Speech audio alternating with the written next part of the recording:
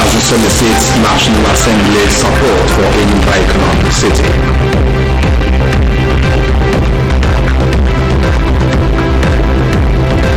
The Tigers Olympics qualification. Nigeria Basketball Federation thanks Buhari.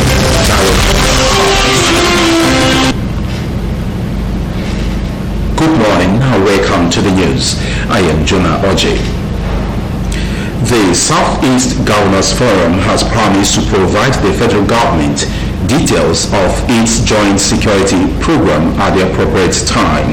The chairman of the forum and governor of Ebonyi State, Dave Umahi, disclosed this in Enugu while briefing newsmen after a meeting. Umahi said that the forum had on July 28, 2019 formed the Southeast Joint Security Forum and inaugurated a committee to work out the modalities on August 31 same year. He said the forum had been briefed by the committee and is satisfied with the progress so far made in that regard. Umahi assured the people of the region of their security as the respective state governments have put in place adequate security measures to safeguard them. The Southeast Governors Forum chairman said the forum is satisfied with the extent and quality of rehabilitation work at the Akanibiam International Airport, Enugu, and the Second Niger Bridge. He, however, expressed concern on the slow pace of work at the Aba-Port Harcourt section of the Enugu-Port Harcourt Expressway and commended the commitment of the federal government in upgrading dilapidated infrastructures in the region. Meanwhile, the Southeast Governors Forum in Enugu asked the state houses of assembly in the 5 states of Abia, Anambra, Ebonyi, Enugu and Imo to come up with the necessary legislation to back up the formation of a Southeast security outfit. The proposed new law will also give a name and other details of the outfit, which launch is expected to be supervised by the federal government. Rising from about 5-hour closed-door meeting at the government house in Enugu, the governors said they had officially written to the federal government on their plans. A communique read by the chairman of the forum and Ebonyi State Governor David Umahi revealed that the governors received briefing from the Zonal Security Committee. They also received briefing from other committees saddled with the responsibilities of finding solutions to problems facing different sectors in the zone. The governors also received the IMOB members of Apex Igbo Socio-Cultural Organization, Ohaneze-Ndigbo, led by its President General, John Nnewodo. According to the communique, the Southeast Governors were the first to form a joint security on July 28, 2019 and inaugurated the committee on August 31, 2019, long before the formation of Amotekun by Southwest Governors. As part of its investigation into the probe of alleged 150 billion naira fraud, the Economic and Financial Crimes Commission, EFCC, has seized the travel documents of a former Abia State Governor, Theodore Orji, and 2 of his children. Others affected by the seizure are Abia State House of Assembly Speaker Chinedum Orji, Enyimaya, and Obunna Orji. Their movement has been restricted to the country to enable detectives conduct a comprehensive investigation. Ex-Governor T.A. Orji, who is the senator representing Abia Central Zone, allegedly earned 48 billion naira as security votes in 8 years at the rate of 500 million naira monthly. Also, EFCC investigators have started tracing choice assets in Abuja, Lagos, and Abia State, which were allegedly acquired with funds from state treasury, which when the former governor held sway between 2007 and 2015. 3 of the assets were said to be in the posh Maitama district of Abuja, where the sons allegedly equipped every toilet in the mansions with 12 million naira. The EFCC had already squeezed ex-Governor Orji and his 2 sons. Governor Okezie-Ikpeazu of Abia State has solicited support from members of the National Assembly from the Southeast for the actualization of Enyimba Economic City project. Ikpeazu made the appeal when a delegation from the Southeast Caucus of the House of Representatives visited him at Government Lodge, Aba. The governor says that he needs the support of the federal legislators to turn the dream project into reality because of the inherent economic benefit and over 700,000 jobs it will generate for people of the Southeast. Governor Ikpeazu implored the legislators to assist push for the speedy rehabilitation of federal roads, especially the Ikote-Ekpene-Aba and Ikote-Ekpene-Umuahia roads, to facilitate trade and commerce in Abia. He told legislators from the zone that he is committed to promoting made-in-Aba products and that the automated shoe factory built for Aba shoemakers will be commissioned soon. He said he opted to construct roads with cement pavement technology because it makes the roads more durable. He lamented that Abia is suffering massive erosion menace, losing schools and several homes. He regretted that the state has not gotten ecological funds to tackle the challenge. The People's Democratic Party, PDP, in Abia State has suspended Chief Sylvanus Nwaji, the Transition Committee Chairman of Okwa West Local Government Area of the state, from the party until further notice for alleged anti-party activities. Others suspended alongside Nwaji included a commissioner in the board of Abia State Oil Producing Areas Development Commission, Asopadek, Henry Chilaga. Speaking during the stakeholders meeting of the PDP in Okwa West Local Government Area, the party chairman, Elder D.K. Ubonna, informed members that Chief S.U. Nwaji and Henry Chilaga had illegally summoned a party meeting without his knowledge, a development which he said is against the PDP constitution. Citing the party's constitution, Ubonna presented the summon for a meeting sent to him and other members of the party by Henry Goodluck Chilaga as directed by Chief Sylvanus Nwaji. The PDP chairman pointed out that the party's constitution stipulates that it is only the party chairman that has the powers to summon the local government area congress, which Henry and his cohorts did severally without any iota of fear. Meanwhile, leaders and members of the People's Democratic Party, PDP, in Okwa West Local Government Area of Abia State have passed a vote of no confidence of the member representing Okwa West State constituency in Abia House of Assembly, Godwin Adiele, for alleged poor performances since assumption of office. The party also in a statement revealed that it has resolved to kickstart the lawmakers' recall process, saying that it will continue to hit its sledgehammer on any erring leaders and members of PDP. The Academic Staff Union of Universities, ASU, has blamed both the federal and state governments for rise in indigent citizenship. The union said it has been warning government to cater for the needs of the vulnerable in the society, which appear to have fallen on deaf ears. Chairman, University of Ibadan Chapter of ASU, Professor Deji Omole, in a statement made available to newsmen, stated that instead of budgeting for people's welfare, government now spends billions of naira to buy security equipment from the countries that have invested heavily in research and training. Omole said, due to years of neglect and unbridled corruption in high places, many Nigerians have come to lose interest in standards of ethical living, since those leading them are mortgaging the future.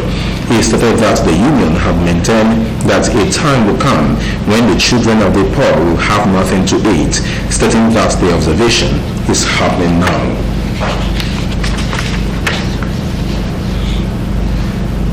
Still to come on the news, fire raises shops, post office at Olokoro. A raped teenage girl rescued after 27 days in captivity. ECOWAS leaders constitutes committee on closure of Nigeria's land borders. Details after the break. Stay tuned. Painful is it We, the members of Chief Onyema Amara family of Amago Akbugeze in Oji River local government area of Enugu State, with heavy heart, painfully announce the exit of our son, brother, husband, father, uncle, nephew, late Tobias Chukwukewe Amara Owele Omire, which sad event occurred on 5th January 2020. Aged 54. Burial arrangement Monday 10th February 2020 5 p.m. to 7 p.m. Service of songs at his Abai residence number 26 Wake Street, Omongasiapa.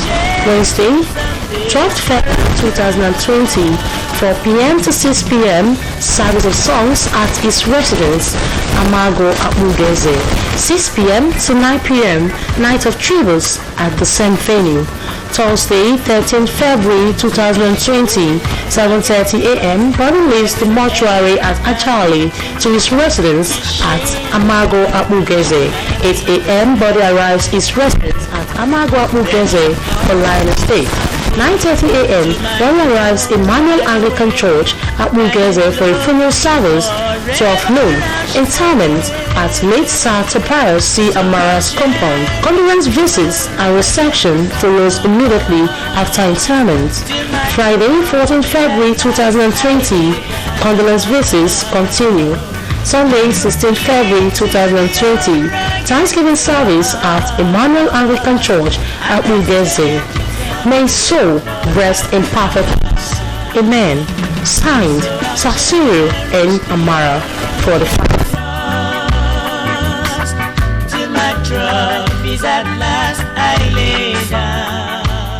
Our esteemed viewer, thanks for your patronage of our programs and services, for which we say thank you. We remind you that at all times you have the right to quality broadcasting. It belongs to you as well as the right to lodge complaints on broadcast materials or conduct of any broadcast station. MCLtv is open and receptive to your commendations, complaints and criticisms, as such comments strengthen and make us serve you better. Feel free at all times to address your reactions to National Broadcasting Commission, Enugu Zonal Office, Current Drive, Independent Layout, Enugu.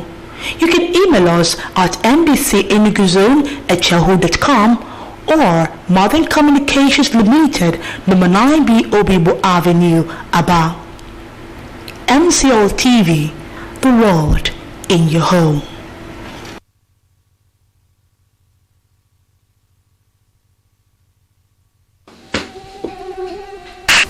Mommy, mosquito is biting me.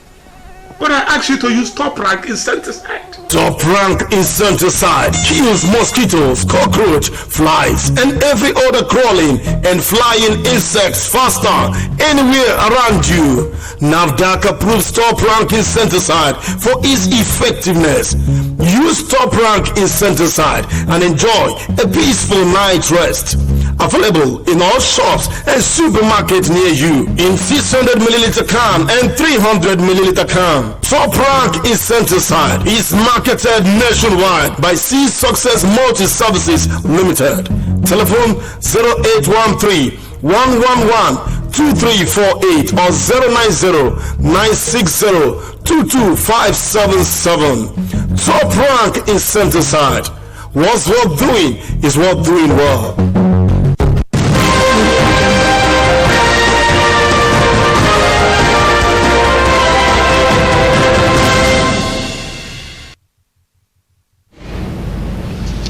Welcome back. A fire incident that occurred around 10 p.m. on Saturday night has left shells and some parts of a post office located at Olokoro in Iguano local government area burnt. Business owners in the area are counting their losses as they call for help from the state government and other well-meaning Nigerians. The report. This is not the first time buildings and business places are being raised by some strange and family in Abia State. Recall that the timber mark is located on Long Medical Road was in January 1st this year, gutted by fire, which is yet to be determined. This is among several others of such fire incidents in different parts of the state. This time, the people of the local government area of the state are left to count their losses to another inferno that left shops and some sections of a post office located in the area burnt down. The inferno was said to have started from one of the small shops in the area before spreading to other shops and the post office. Eyewitnesses explained that the fire started at about 10 p.m. on Saturday, 8th February 2020. According to them, their efforts to put out the fire could not save goods worth thousands of naira from the destructions caused by the inferno. Some of them narrate the story. I was coming to do security because I'm the security of this place. So as I was coming on the way, I see light shining. I thought it's fire from the fire as he was putting. I'm coming on the way, I saw the fire heavy.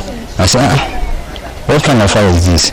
I ran away and reaching here, I see that his shade is burning. We got a call. I was in my house, we got a call. So with my cousin brother, the youth president, Obin Mamako. So we rushed down here. So when we got here, the fire was already up. So we tried our best, all we could, with other boys around in order to bring the fire down. The fire started from here, now emanated to the other, this and this area. Thank God it did not affect this other little kiosk or something. No, nobody could really ascertain the cause of the fire presently because before we came, the fire started already. So we met the fire. So nobody knows, but when I asked people around here, both the owner of the shop, they say she has closed. So she was at home when she was called. For Mrs. Beatrice Achowa, an owner of 2 shops of the third burnt down, her means of livelihood have been lost. She, however, called on the state government and 1 million Nigerians to come to her aid. I'm calling for help. As of the time of this report, no casualty was recorded, while no official statement had been made by the management of the post office. Noah Okafor, MCL News.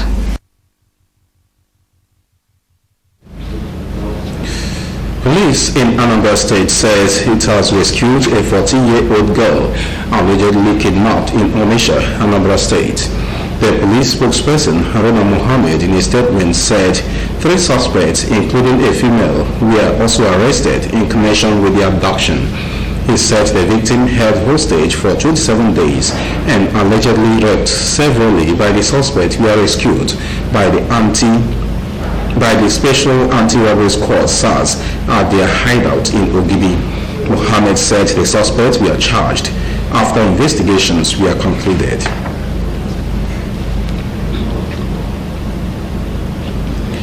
The concern generated by the closure of Nigeria's land borders was a subject of serious attention at the margins of the ongoing 33rd African Union Summit in Addis Ababa in Ethiopia, as the authority of ECOWAS heads of states and governments constituted a committee to study the situation and make a full report to the body.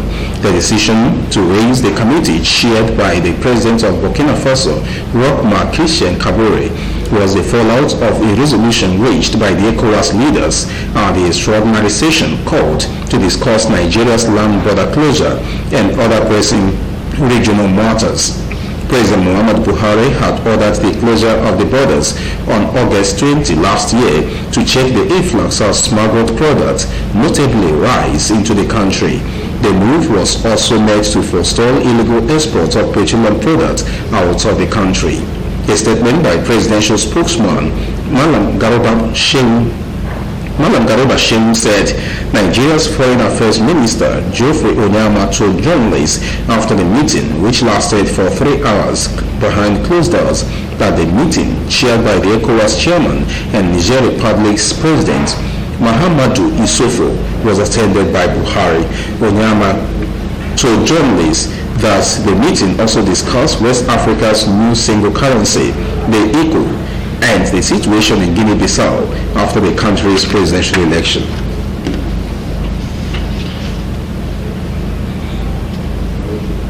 And now sports. Despite losing by 70-64 points to Serbia in their second group match at the FIBA Women's Olympic qualifying tournament, Coach Otis Yuli believes with adequate preparation, the Tigers has the wherewithal to defeat any of the top teams at Tokyo 2020 in Japan. The excited coach was particularly thrilled by the response of the Nigerian ladies in the final quarter of the tie against Serbia on Saturday, describing it as awesome display. The American tactician described the Serbian side as one of the top 5 teams in the board, while acknowledging the quality of the Europeans, but lauded his lads for their display.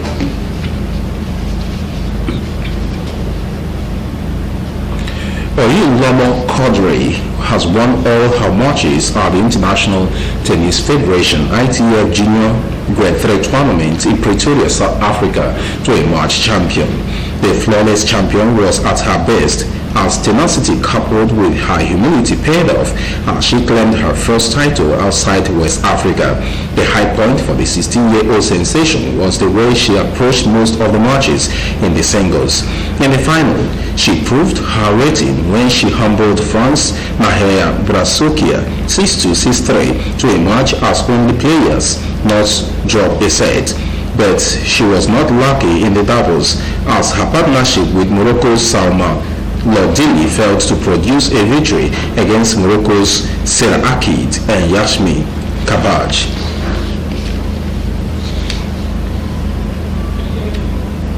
And to end the news this morning, a second look at the major stories. The Southeast Governors Forum has asked the state houses of assembly in 5 states of Abia, Anambra, Ebonyi, Enugu, and Imo to come up with the necessary legislation to back up the formation of a Southeast security outfit. As part of its investigation into the probe of alleged 150 billion naira, the Economic and Financial Crimes Commission, EFCC, has seized the travel documents of a former Abia State Governor, Theodore Orji, and 2 of his children. Governor Okezie Ikpeazu of Abia State has solicited support from members of the National Assembly from the Southeast for the actualization of Enyimba Economic City project. Despite losing by 70-64 points to Serbia in their second group match at the FIBA Women's Olympic qualifying tournament, Coach Otis Hiweli believed that with adequate preparation, the Tigers has the wherewithal to defeat any of the top teams at Tokyo 2020 in Japan. That was the news, and thanks for watching. I am Jonah Oje. Have a good morning.